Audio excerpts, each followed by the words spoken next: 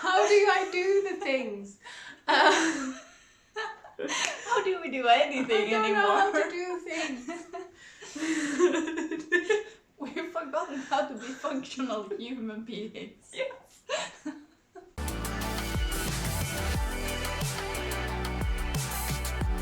Hello everybody, I'm Anna. And I'm Michelle. And we're the two mythical unicorns, and today we're doing the Ringing in the New Year book tag. And this was originally created by someone that we will link down below. We should really be getting better at that. Yeah, we're terrible. We do link it down below. We're just terrible at remembering creators. And names in general. Generally. Like overall. Yeah. So we'll start right away. Best book or series that you've read in 2020? I've not read a single series in 2020. So my favorite book was Almond by a South Korean author called Won Pyong-son. That might be very incorrect. I'm putting the thing here so you can see it. So Almond is about a young man who essentially can't feel. But what I mean by that is feelings. Like, so he can feel pain and things, but he doesn't understand feelings, essentially. And it's his sort of experience with, well, first of all, he loses his family very tragically in a brutal way. And then he has to go to school and like meet people his own age and try to, so it's his experience with like meeting friends and like, it's a bit growing, what's it called? Coming of age. And it was so good. I put down, because my favorite book was Kirin by Isabel Törnqvist, but it's the second one, and I read two, or both, last year in 2020. Like, technically it's the best series because it had the best book, but the second one was so much better than the first one. That's nice when that happens, because that's not common. common. No, but the second one is so good. The first one was okay. Mine is a fantasy, and it's about this girl that talks to a magic bird, and all the orphans are like, they are schooled and then they are trained and then they are sent out to war after having children of their own, which in turn become orphans, are schooled, have children, are trained, go to war, and their children become orphans. The main character is an orphan and she's being schooled, and she's about to... She's gonna be one of the soldiers, and she doesn't really want to. So number 2. Authors that you've discovered this year and would like to read more from. Aidan Thomas. He wrote Cemetery Boys, which I read last year, which was incredible. And he has a new book coming out in, I think, either January or February, so I'm definitely picking that up. Cemetery Boys was about Yadriel, who is a trans man, and he comes from a community, I guess, family that can see spirits and talk to dead people. And it's essentially, he's supposed to call on his cousin and try to like make him come around because his cousin died. And essentially he accidentally calls on the school's bad boy, Julian, instead. Yeah. And then they go on an adventure. And it's incredible. It's so good. I have Margaret Rogerson, and she wrote Sorcery of Thorns, which I read 2 weeks ago. So just end of 2020, and it was really cool. It's about a girl who works at a library, but the books are alive. Ooh. Sorta. And then there's magic and stuff. It was really good. There's another one that I think I'm gonna try to pick up. And I hope she writes more books. Number 3. Best book turned movie TV adaptation of 2020, or most anticipated adaptation of 2021. Right. I didn't watch a lot of adaptations in 2020. And I haven't watched all of this. Because I couldn't deal. Brave New World. Okay. This is a dystopian. Which is why I couldn't deal with it. It's way too close to home right now. Yes. Well, it's very a far cry from what we're experiencing at the moment. Yeah. But it's like I couldn't. It was really well made and really good. It's on HBO. So I do recommend it if you can cope. Yeah. Yeah, I saw the first 4 episodes. It's a miniseries, which is my favorite. Yeah. So I think it tells the entire story in that first season. I think that's it. But yeah, I really liked it. They were good actors. It was well made. I couldn't cope. So I didn't watch a lot of adaptations either. In fact, I think I only watched one. Right.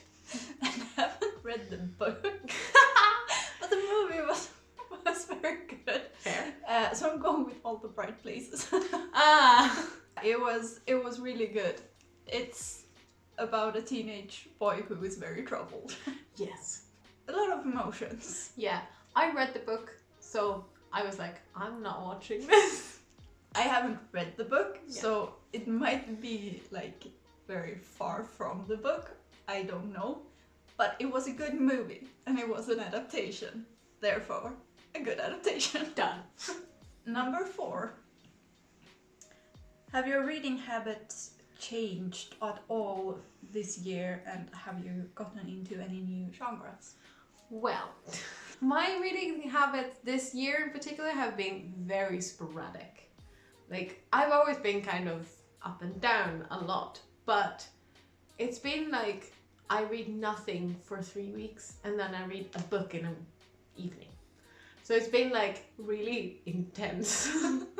So that's changed. New genres, not in particular. Like, if we count Asian literature, yeah, I've kind of gotten into that this year, I'd say. I've read some previously, but a lot more this year. So yeah, I think my reading habits have changed.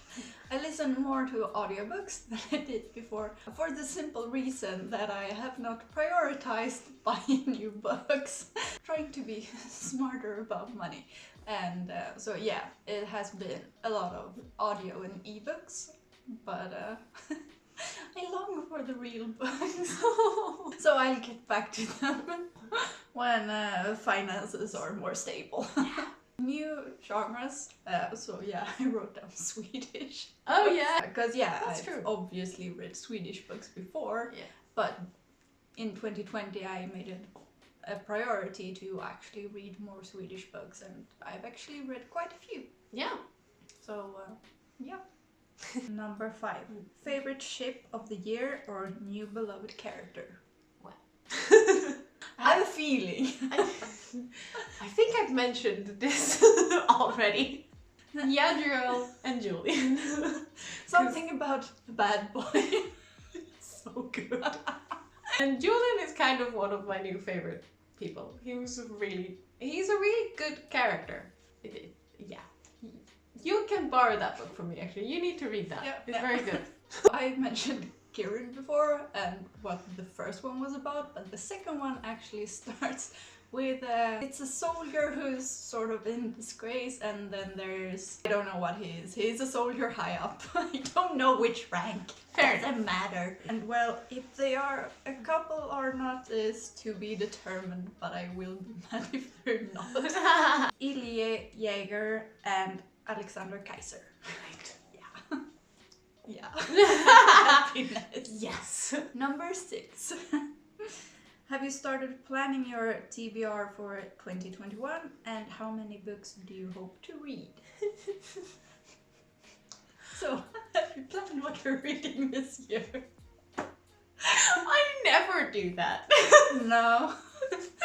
That's not our thing. I'm a complete mood reader. Yeah. It's like, Also, like, yes, there are a couple of books that I'm like, I would like to read that. And there are a couple of books that's coming out that I'm like, yeah, I'd like to, check that out.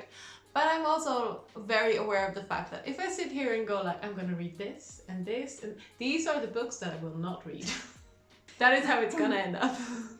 I'm not much of a planner when it comes to my book. I can be excited about when it's published and when it's coming out and when I can read it, and I can have the goal to read it as fast as possible. Yeah. But it's not like I plan it. No. That's why I'm like so impressed with people who can do like monthly TBRs and be like, this month I'm gonna read these 5 books, and I'm like, how do you know what you want to read tomorrow? And how do you know like when you have time to read?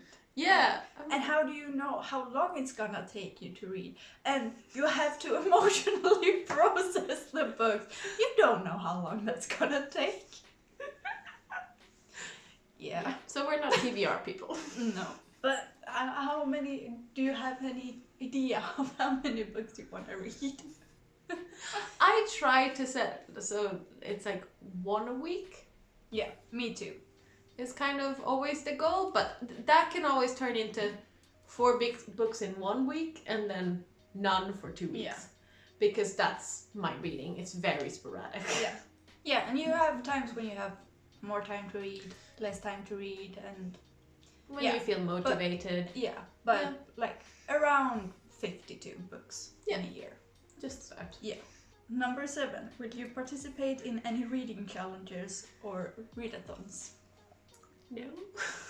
Not that I plan to. No, haven't planned any. I did the Read Your Shelves last year, and that was really good because then I really prioritized reading, and I still got to choose what I wanted to read, but I was sort of aware what I chose. So number 8.